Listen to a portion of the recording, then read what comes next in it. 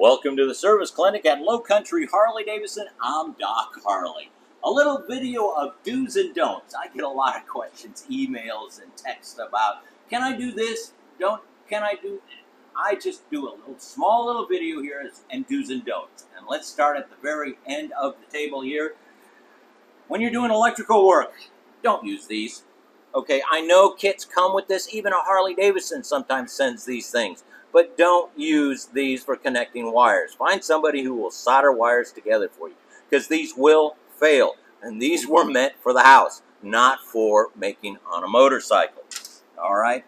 Do use pipe sealant on your drain plugs.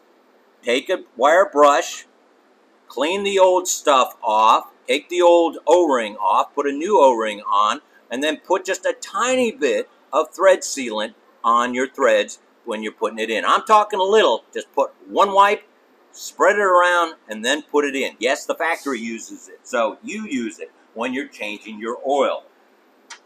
Don't use these when you're doing your fuel pump.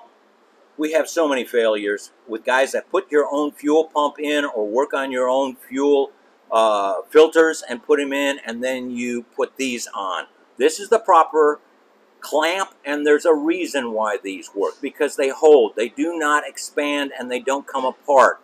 I know it takes a special tool to do it, but if you're going to do your own servicing, you have to get the special tools and the right clamps. So please, doing fuel pump work, do not use hose clamps. It does not work for longevity. It may work for a little bit, but then all of a sudden you're on a trip, and all of a sudden your fuel pump isn't working because it's just spraying out the hose instead of being clamped. So don't use this.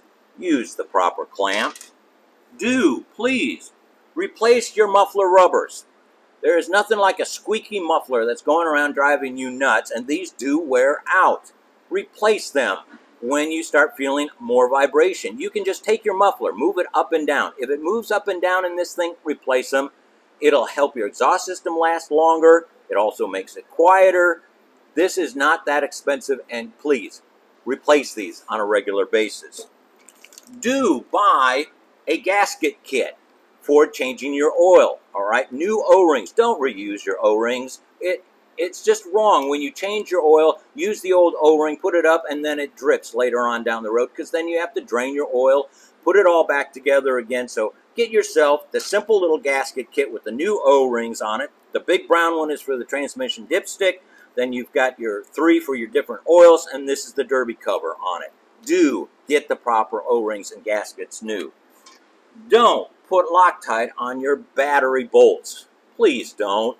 You're putting these bolts into a soft metal, and they don't need to have Loctite on them. And it really doesn't help the electrical current either, putting it on. So don't use Loctite on your battery bolts. And the final one for you V-rod owners, don't use power tools or really come down hard on these velocity stack Allens that you're putting in. These things are harder and harder to get, and all you're doing is busting this thing out open. And you've got the protection of this rubber O-ring that goes down on top of it, so they're not going to back out and go into your air cleaner. So please, use a torque wrench with inch pounds. It doesn't take much. Just a few do's and don'ts that people ask me about, and I wanted to share. If you like this idea of do's and don'ts, let me know in the comments, and I will come up with a couple of more do's and don'ts that we find here in the shop that will cost you money if you do, and you really shouldn't. I'm Doc Harley. We'll see you next week.